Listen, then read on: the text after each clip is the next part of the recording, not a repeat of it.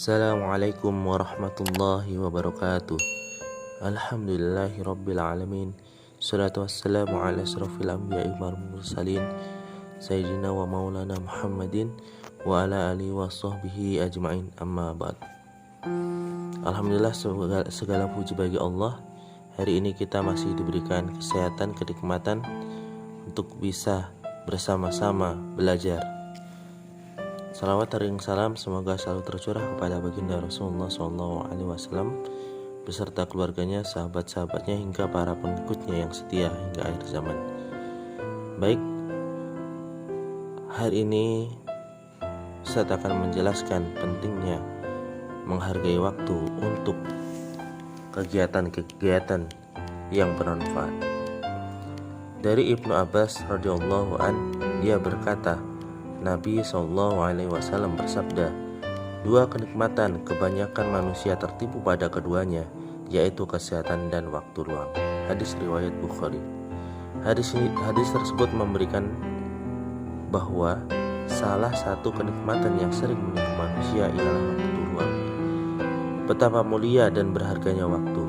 Namun, masih banyak di antara kita yang belum menyadari pentingnya memanfaatkan waktu. Bahkan ada yang mengabaikannya begitu saja. Disadari atau tidak bahwa kita sering dihabiskan untuk hal-hal yang tidak bermanfaat. Siang bekerja bermalas-malasan, malam begadang sambil membicarakan sesuatu yang tidak berguna. Seorang peserta didik misalnya menghabiskan waktunya bukan untuk membaca buku atau untuk diskusi, tapi dengan duduk-duduk sambil ngobrol tanpa arah. Tentulah di sela-sela obrolan itu ada ghibah. Sungguh yang demikian itu suatu kerugian yang nyata.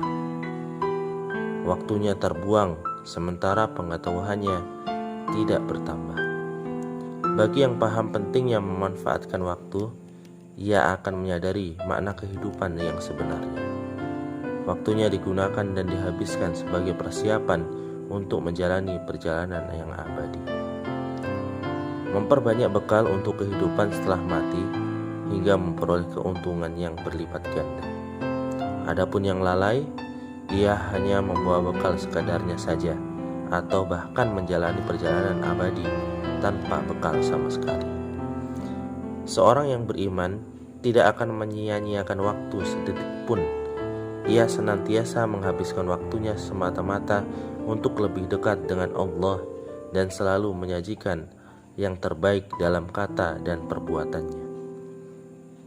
Niatnya selalu tegak untuk melakukan segala kebaikan. Motivasinya jelas, mengharap ridho Allah semata. Ia senantiasa berhati-hati dalam berbuat. Perkataannya selalu dijaga agar tidak melukai orang lain. Tindakannya penuh perhitungan supaya tidak merugikan orang lain. Ia menyadari bahwa waktu tak akan bisa terulang kembali, maka sudah sepatutnya dihabiskan dalam kebaikan-kebaikan.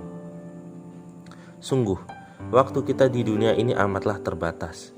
Kematian akan memutus waktu dan kesempatan berbekal sebanyak mungkin untuk kehidupan di akhirat.